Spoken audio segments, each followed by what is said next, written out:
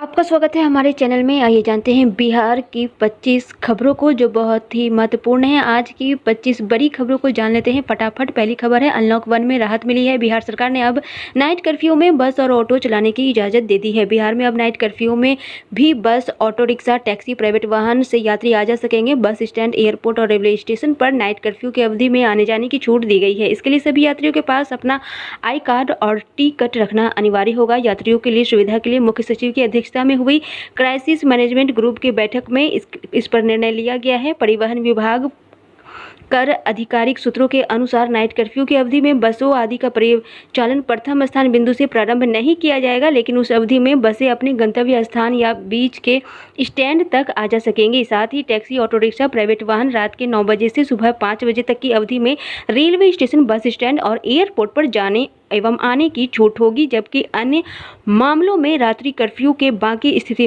वही बनी रहेगी।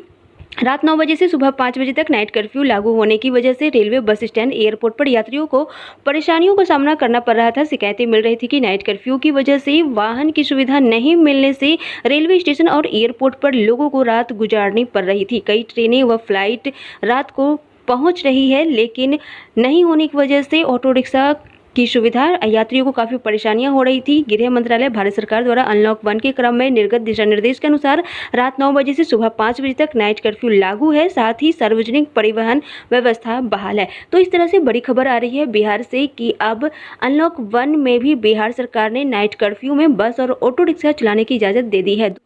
अब बात करते हैं अगली खबर की। बिहार के दरभंगा में रिहायशी इलाके में बने अवैध पटाखा गोदाम में विस्फोट होने से 3 जख्मी हो गए हैं, जिसमें 4 को गिरफ्तार किया गया है। बिहार के दरभंगा जिले के विश्वविद्यालय थाना क्षेत्र के आजमनगर मोहल्ले के रिहायशी इलाके स्थित एक अवैध पटाखा गोदाम में भारी मात्रा में रखे गए बारूद में शुक्रवार की दोपहर जबरदस्त विस्फोट हुआ। इससे आसपास का इलाका थर्रा गया, जिससे पक्के मकान में विस्फोट हुआ और वह पूरी तरह से जमीन में मिल गया। 4 को गिरफ्तार किया गया है, 3 जख्मी हो गए हैं। मौसम का मिजाज बिहार में बदल गया है। अगली खबर है मौसम की। पटना में बारिश हो गई है और जून माह का रिकॉर्ड टूट गया है।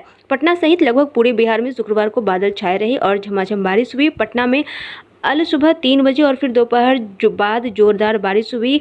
कुल 64.3 मिलीमीटर बारिश दर्ज की गई है। यह 2016 और 2018 में पूरे जून माह में कुल हुई बारिश से सबसे अधिक है।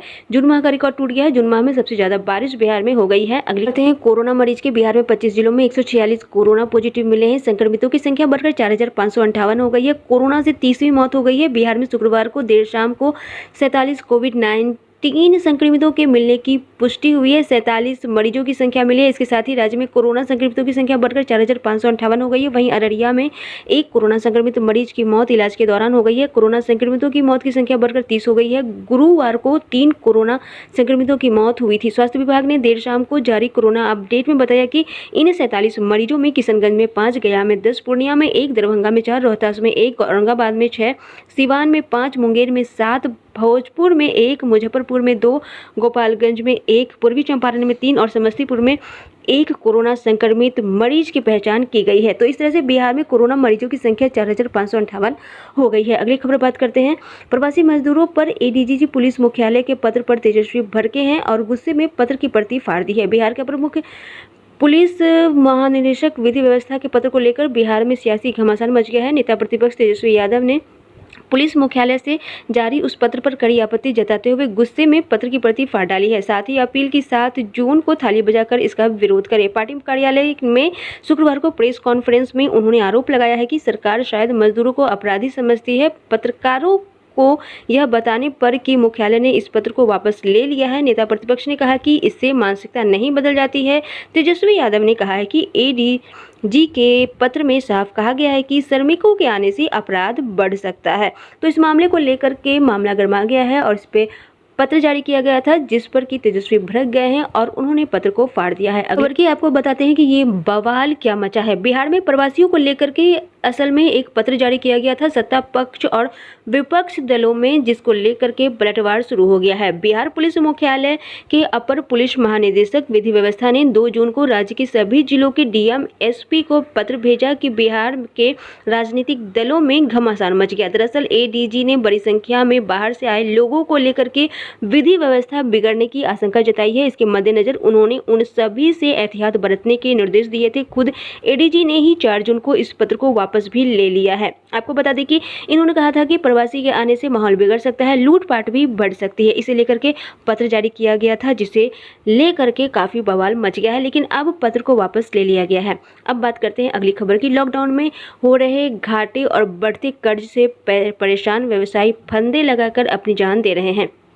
भागलपुर के तिलकामांझी थाना क्षेत्र के मुंदीचक मोहल्ला स्थित जीपी वर्मा रोड में गुरुवार देर रात कर्ज से परेशान ई रिक्शा के व्यवसायी रुपेश कुमार साहा ने गले में फंदा लगाकर खुदकुशी कर ली। अगली खबर की बात करते हैं अमित शाह के जनसंवाद कार्यक्रम को फाइनल टच देने की बिहार आए भूपेंद्र और बीएल संतोष। आगामी 7 जून को गृह मंत्री अमित शाह का होने वाला बिहार जनसंवाद कार्यक्रम की तैयारियों को फाइनल टच देने के लिए बिहार भाजपा प्रभारी सांसद भूपेंद्र यादव और संगठन महामंत्री बीएल संतोष शुक्रवार को पटना पहुंच गए हैं। तो 7 जून को गृह मंत्री अमित शाह का जनसंवाद कार्यक्रम होने वाला है, जिसके लिए भूपेंद्र और बीएल संतोष बिहार आ गए हैं।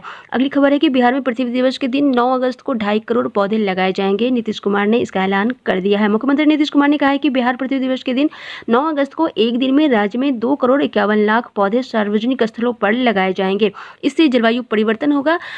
पर्यावरण को देखते हुए ये फैसला नीतीश सरकार ने लिया है। अगली खबर की बात करते हैं। इंजीनियरिंग पॉलिटेक्निक में 2986 शिक्षकों की भर्ती जल्द शुरू होगी। बिहार में राज्य के इंजीनियरिंग और पॉलिटेक्निक कॉलेजों में 2986 और प्राचार्यों की नियुक्ति शीघ्र होने जा रही है।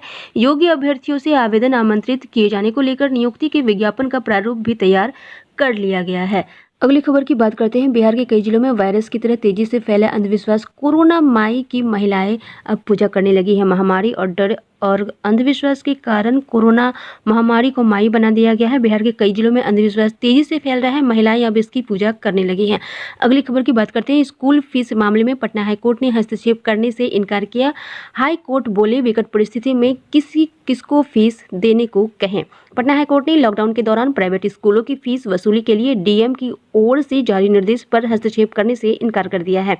हालांकि कोर्ट ने स्कूल को डीएम और आपदा प्रबंधन विभाग से गुहार लगाने की छूट दी है।